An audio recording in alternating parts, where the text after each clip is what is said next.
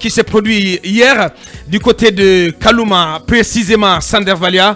D'ordinaire si paisible, écrit Talibé Bari. Nonobstant la grosse activité administrative à Kaloum, le quartier Sandervalia plutôt était en ébullition hier mercredi 5 avril. Et pour cause, la chute d'un jeune âgé d'une trentaine d'années du 5e étage d'un immeuble. Il y a eu de l'électricité en l'air sur place. Et plusieurs versions ont circulé depuis hier. Et on va essayer donc d'en prendre une pour commencer. C'est celle de monsieur Habib Atia. Il est le propriétaire des immeubles concernés où ce drame s'est produit. Je propose de l'écouter avant d'engager les débats. Chers collègues, chers amis, chers frères et sœurs, il est de mon devoir de vous informer de ce qui se passe par ma bouche plutôt que par les écrits et les candidatons.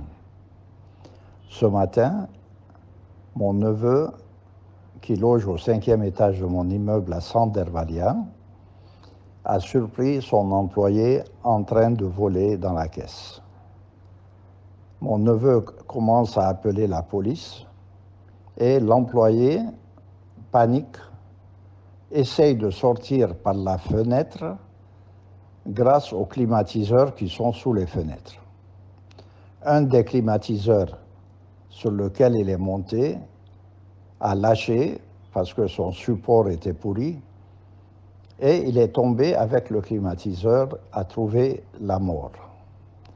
Suite à son décès, le quartier, les jeunes se sont soulevés et ont vandalisé l'immeuble et essayé d'agresser physiquement mon frère et ma famille qui se trouvent à Sandervalia.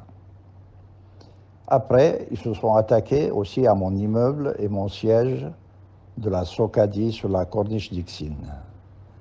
Et depuis ce matin, nous vivons dans cette menace avec la police, la gendarmerie qui lutte contre les jeunes, qui promettent de mettre le feu encore après la coupure de Ramadan.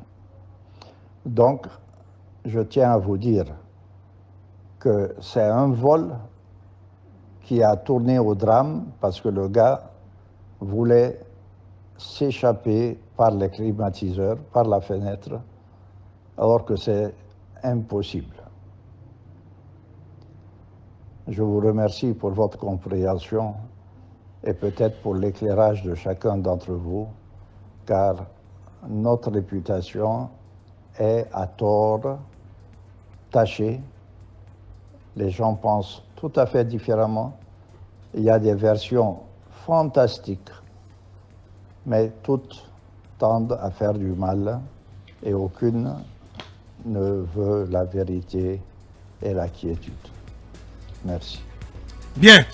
Manu, on vient d'entendre Habib Atia, il est propriétaire donc des immeubles dont ce jeune a été projeté du 5e étage. Faut-il le croire ou pas?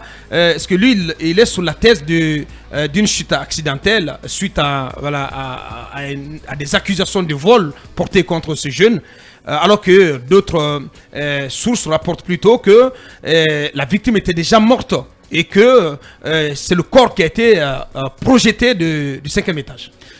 Moi, je pense que croire ou non, pour l'instant, le débat ne se pose pas à ce niveau. Mais ce qui est important pour l'instant, c'est qu'il faut que chacun sache garder raison pour qu'on donne une chance à ce que la lumière soit faite sur cette affaire. Parce que ce qui est en jeu, c'est une vie humaine. Mais ce qui est aussi en jeu, c'est la sécurité, la réputation d'une autre vie, peut-être je dirais même d'une autre famille.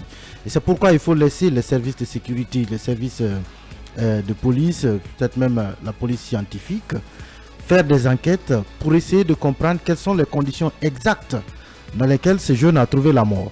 Si on s'en prend aujourd'hui à la famille de ce monsieur ou à ses immeubles et qu'après des enquêtes viennent prouver le contraire de la thèse qui est aujourd'hui défendue par des jeunes de la rue, ce serait une grosse déception, ce serait un mal causé à quelqu'un, à un voisin, peut-être à quelqu'un avec qui on a vécu paisiblement depuis longtemps.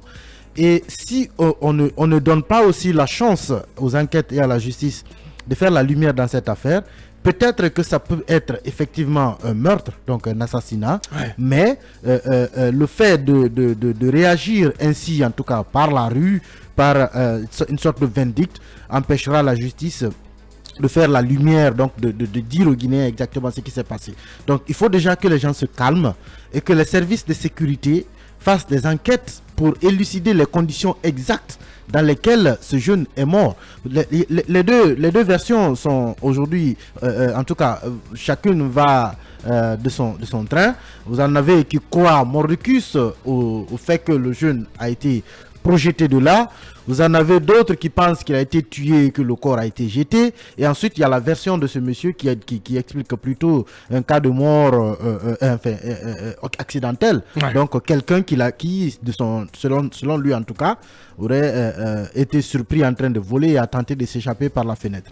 Donc, tout cela fait que pour ceux qui n'ont pas été témoins oculaires, qui n'ont pas une certitude exacte de ce qui s'est passé, il faut se ressaisir, il faut laisser les enquêtes aller au bout. Sinon, on risque de causer du tort à quelqu'un ou on risque d'empêcher la justice de rendre justice pour ce jeune.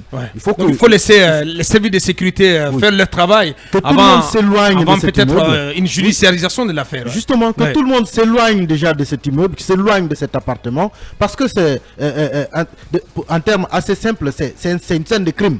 Pour l'instant, tout le monde doit s'en éloigner. Si vous brûlez l'immeuble, vous brûlez les biens, eh bien vous aurez peut-être brûlé des traces de crime. Vous empêcherez les services de sécurité de faire leur travail. Il faut s'en éloigner. À l'instant, donc, pour ceux qui nous suivent sur notre chaîne YouTube, et voilà, les images de ces tensions qui ont entouré ce drame hier, dans le centre-ville de Kaloum, précisément à Sandervala, mais aussi à Dixine.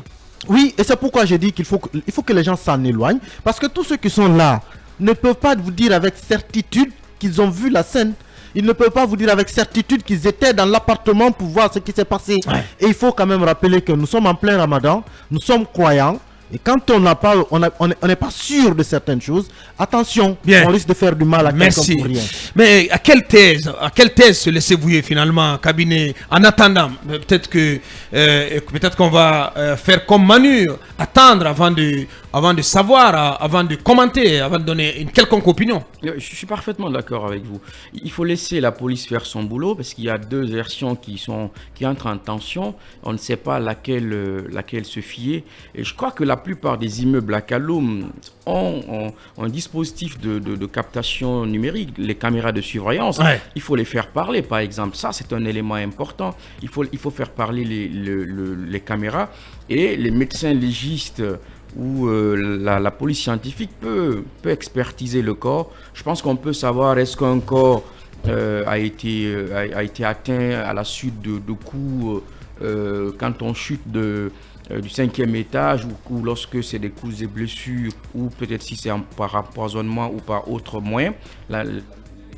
La police scientifique est mieux outillée à cet effet. Donc, il faut laisser le soin à la police de faire les enquêtes. Et puis, la police doit aussi sécuriser cet immeuble-là et sécuriser le propriétaire et toute sa famille pour éviter que l'on arrive à d'autres cas de mort. On a des représailles. Absolument. Bien. Mamadouri. Écoutez, il y a une évidence dans cette histoire, c'est que le jeune Ibrahima Sory a perdu la vie. A connu une fin effroyable. C'est horrible, la façon dont il est mort. C'est difficile de se défenestrer comme cela, sachant qu'on pourrait avoir une fin comme ça. Et dans le même temps, que ce soit une famille chinoise, française ou guinéenne, tant que le mobile n'a pas été raciste ou racial, prenez ce que vous voulez, on ne peut que se fier aux enquêtes. Et dans cet audio-là, moi j'écoute le monsieur, il dit que son neveu a tenté de joindre la police. C'est une piste de vérification. Si quelqu'un a surpris quelqu'un dans la tentation de vol ou sur les faits et qui tente d'appeler la police, peut-être qu'au moins une fois le numéro appelé a reçu cet appel. Je pense que c'est des pistes qui peuvent suivre pour que la police atteste effectivement que le monsieur a tenté de nous appeler pendant que l'autre a essayé de se sauver et par accident il est mort. Pour le reste, il n'y a pas lieu de se rendre justice, mais sur le coup, c'est un peu instinctivement ce que ça peut provoquer quand les gens viennent trouver quelqu'un qui est mort. Un compatriote. On se dit, bon, voilà, il était avec des Libanais là-haut, c'est eux qui l'ont poussé. Ça donne ce que ça donne. Maintenant, si la police a pu maîtriser la situation, il faut maintenant attendre la police qu'elle en donne une suite assez claire. Merci Talibé Basekou pour clore. Avant de recevoir notre invité, il y a eu des réactions déjà comme celle de Eli Kamano qui a poussé un véritable coup de sang, qui s'est insurgé contre ce drame. Et il a dit nous sommes rapatriés par centaines, parlant de pays arabes, nous sommes rapatriés par centaines parce que nous devenons indésirables chez eux. Des centaines sont embastillés en Libye, en Tunisie, en Mauritanie, en flagrante violation de la Convention internationale des droits de l'homme. De grâce qu'ils nous respectent chez nous, nous attendons un communiqué du gouvernement sur ce cas qui n'est pas le premier du genre dans notre pays, afin que les Guinéens sachent ce qui s'est réellement passé. Voilà. Eli Kamano donc qui exige, qui demande des comptes au gouvernement. Oui, c'est bien qu'il demande des comptes au gouvernement. Je suis entièrement d'accord. Mais cette ligne-là qu'il prend pour dire que nous sommes rapatriés de chez eux, nous sommes embastillés. Nous sommes embastillés. Et puis, de grâce qu'ils nous respectent chez nous. Il parle de qui? Attention, moi je pense que c'est des propos qui n'ont pas lieu d'être, ce n'est pas responsable. Est-ce que parce qu'il y a eu un accident que nous regrettons tous, paix à l'âme de ce jeune, on doit vouloir généraliser ça à des étrangers, à des ressortissants libanais? Parce que c'est ça qu'il semble dire là. Ça n'a rien à voir. Il faut que qu'on sache raison garder. Qu'on sache raison garder. On ne peut pas montrer du doigt l'ensemble des Libanais parce qu'il y a eu un accident entre un Guinéen et un ressortissant libanais. Quelqu'un m'a envoyé un message. Il dit par exemple que par rapport à ce témoignage de ce monsieur, il regrette qu'il n'ait pas présenté ses condoléances, justement, c'est des choses qu'on peut comprendre, des observations comme ça. Mais dire que nous sommes chez nous, laissez-nous chez nous, et puis vous nous rapatriez, je pense que ce n'est pas un discours responsable. Et j'apprends à Bakar que les services de sécurité n'ont pas pu avoir accès hier à l'intérieur de l'immeuble au regard de la tension qui régnait là. Apparemment, ça sera possible dans la matinée d'aujourd'hui. En tout cas, j'apprends que la police scientifique va tenter d'avoir accès à l'immeuble, notamment à cette salle, à partir de laquelle, en tout cas, la fenêtre, il y a une fenêtre d'une salle qui donne donc à la partie par où est tombé le jeune. Est-ce que, parce que certains parlent, quand on parle de vol, comme le monsieur le dit, est-ce qu'il y a eu une bagarre? Est-ce qu'il y a eu quelque chose qui aurait poussé le jeune finalement ou bien qui aurait poussé le jeune à tomber à partir de là? Toutes ces questions-là, on ne peut pas y répondre parce que ça ne s'est passé en la présence de personne. Cabinet le dit, et c'est important, un tel immeuble a forcément des caméras. Parce qu'il s'agit d'un bureau, et même nous ici, on a des caméras chez nous ici. Il faut interroger les caméras, mais il faut que la population laisse la police faire les investigations pour que ce crime soit élucidé. En tout cas, ce qui s'est passé soit élucidé. Est-ce que c'est un accident ou un crime? Il faut pouvoir le dire. Basekou, pour en terminer en une minute, s'il te plaît, mon cher. Les propos de Eli Kamano sont irresponsables et totalement déplacés parce qu'il sort le problème de son contexte. Sincèrement, un leader d'opinion comme lui, on n'a pas besoin de ça.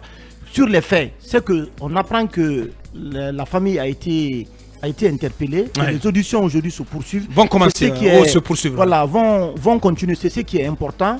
Et selon d'autres sources, c'est que le jeune se connaît bien avec le Libanais puisqu'ils ont l'habitude, ils se connaissent un peu plus longtemps. Il était gardien, ensuite il a intégré la famille, c'est ce qu'on a appris. Bon, des sources nous apprennent que bon, il avait déjà pris l'argent une fois. Tout cela reste à vérifier.